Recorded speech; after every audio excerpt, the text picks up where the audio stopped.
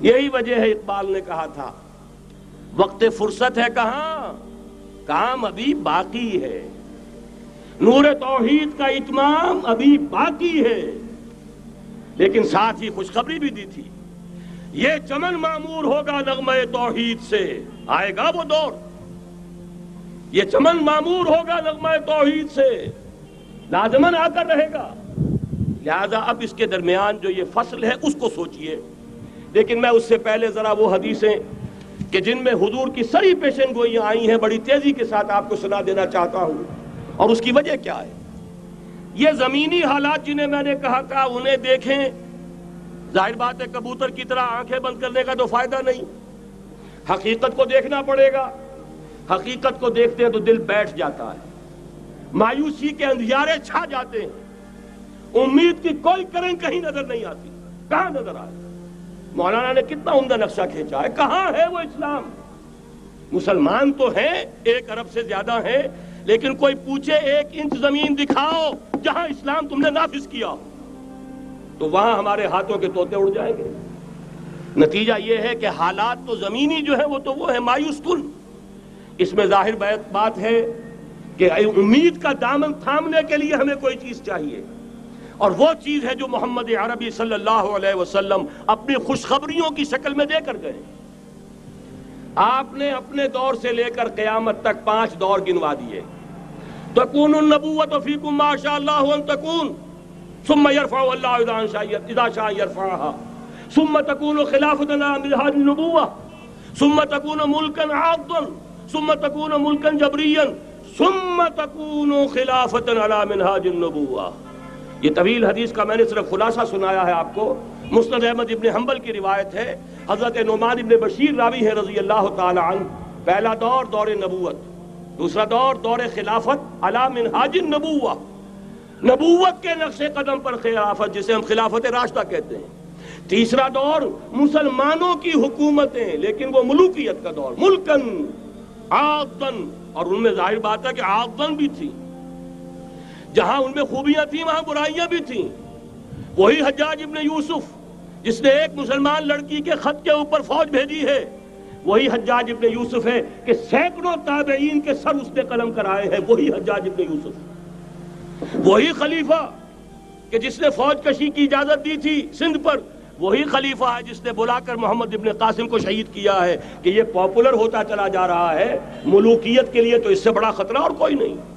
اس لیے کہ سندھ کے ہندوؤں نے ان کے بت بنا لیے تھے۔ یہ نوجوان در جوانی توبہ کردن شیوائے پیغمبریس، یہ نوجوان اور اتنا نیک اور پارسا ان کے بت بنا کر مندروں میں رکھ دیے گئے۔ اندیشہ ہو گیا کہ یہ تو پاپولر ہو گیا تو ہمارے خلاف بغاوت کر دے گا، بلا کر شہید کر دیا گیا۔ بہرحال تیسرا دور تھا وہ ملکن عاضن، کچ کھنی ملوکیت۔ چوتھا دور تھا ملکن جبرین، غلامی کی ملوکیت۔ پہلے کم سے کم بادشاہ مسلمان نام کے تو تھے، اب تو ہم ملکہ برطانیہ کے زیر نگیں تھے، تاج برطانیہ کے غلام تھے، کہیں ولندیزیوں کے غلام تھے، کہیں کسی اور کے غلام تھے، کہیں اطالویوں کے غلام تھے، کہیں فرانسیسیوں کے غلام تھے۔ یہ چوتھا دور نوٹ کر لیجئے، آدھا ختم ہو گیا، آدھا باقی ہے۔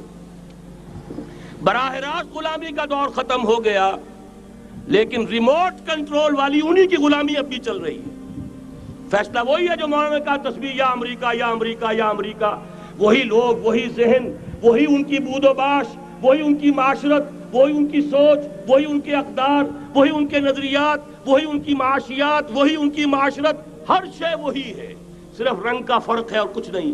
نظام ابھی وہی ہے، چلانے والے بھی انہی کے پرستار ہیں، بلکہ ریموٹ کنٹرول سے وہی چلا رہے ہیں۔ وہ تو آپ کے بجٹ کا بھی فیصلہ کرتے ہیں، آپ کی الیکٹریسٹی کے ریٹس بھی معین کرتے ہیں۔ تو حال یہ ہے کہ ابھی وہ چوتھا دور ختم نہیں ہوا، فرق صرف یہ ہے کہ ڈائریکٹ کی بجائے ریموٹ کنٹرول ہے۔ لیکن حضور کی خوشخبری یہ ہے ثم تکون خلافۃ علی منہاج النبوۃ، پھر ایک دور آئے گا خلافت علی منہاج النبوۃ کا۔ یہ محمد الرسول اللہ کی نوید ہے، وہو صادق المصدوق، وہ سچے ہیں، ان کی صداقت پر خود اللہ گواہ ہے۔ لہذا وہ دور آ کر رہے گا، اس میں کسی بھی بندہ مومن کے لیے کسی شک و شبے کی کوئی گنجائش نہیں۔ اگلی حدیث اگلی سنیے، اب جب یہ دور آئے گا تو عالمی ہوگا، نیو ورلڈ آرڈر نہیں ہوگا، جسٹ ورلڈ آرڈر ہوگا۔ یہ نیو ورلڈ آرڈر NWO، حقیقت میں نیو ورلڈ آرڈر ہے JWO، لیکن اسی کو بدلنا ہے جسٹ ورلڈ آرڈر آف اسلام، اور وہ گلوبل ہوگا۔ دو حدیثوں کا تذکرہ کر دوں۔ حضرت ثوبان حضور کے ایک آزاد شدہ غلام تھے، وہ روایت کرتے ہیں، مسلم شریف کی روایت ہے، یہ صحیحین میں فرماتے ہیں کہ حضور نے ارشاد فرمایا، ان اللہ زوالی الارض فرأیت مشارقها ومغاربها وان امتی سیبلغ ملکها ما زوی لی منها، رواہ مسلم رحمہ اللہ۔ حضور فرماتے ہیں اللہ تعالیٰ نے میرے لیے پوری زمین کو لپیٹ دیا، یہاں تک کہ میں نے اس کے سارے مشرق دیکھ لیے، سارے مغرب دیکھ لیے، اور سن لو مجھ سے، ٹیک اٹ فرام می، میری امت کی حکومت ان تمام علاقوں پر قائم ہو کر رہے گی جو مجھے زمین کو لپیٹ کر اور سکیڑ کر دکھا دیے گئے۔ گلوبل ہوگی کہ نہیں؟ دوسری حدیث سنیے، یہ پھر مسند احمد ابن حنبل کی ہے۔ حضرت مقداد ابن الاسود رضی اللہ تعالی عنہ فرماتے ہیں، حضور نے فرمایا، لا يبقى على ظهر الارض بيت وبر ولا مدر الا ادخله الله كلمة الاسلام بعز عزيز وذل ذليل، اما يعزهم الله فيجعلهم من اهلها او يذلهم فيدونون لها۔ یہ ہے حدیث مسند احمد ابن حنبل کی۔ اور حضرت مقداد فرماتے پھر میں نے کہا اچھا تب تو ہو جائے گی وہی بات، وَيَكُونَ الدِّينُ كُلُّهُ لِلَّهِ، دین کل کا کل اللہ کے لیے ہو جائے گا۔ حدیث کا ترجمہ یہ ہے کہ حضور نے فرمایا، روئے زمین پر نہ کوئی اینٹ گارے کا بنا ہوا گھر رہے گا، نہ کوئی اونٹ کے بالوں کے بنے ہوئے کمبلوں کا خیمہ رہے گا جس میں اللہ تعالیٰ کلمہ اسلام کو داخل نہ کر دے۔ لیکن یہ داخلہ دو طریقے سے ہوگا، بعز عزیز و ذل ذلیل، یا صاحب عزت کے اعزاز کے ساتھ، یا کسی مغلوب کی مغلوبیت کے ساتھ، یعنی یا تو اللہ تعالیٰ ان کا اعزاز فرمائے گا اور وہ کلمہ اسلام کے خود قائل ہو جائیں گے۔ جب گھر والا خیمے والا اسلام لے آئے گا تو اسلام اس کے گھر میں داخل ہوگا، اس کو بھی عزت نصیب ہوگی۔ وَلِلَّهِ الْعِزَّةُ وَلِرَسُولِهِ وَلِلْمُؤْمِنِينَ، عزت تو حق ہے اللہ کا، اس کے رسول کا اور اہل ایمان کا۔ اور اگر وہ اسلام قبول نہیں کرے گا تو یؤتُ الجزیۃ عن ید وہم صاغرون، چھوٹے ہو کر رہنا پڑے گا، جزیہ دینا ہوگا، اسلام کی بالادستی قبول کرنی ہوگی۔ بتائیے اس کے بعد بھی کوئی شک ہے؟ یہ ہے آسمانی نقشہ۔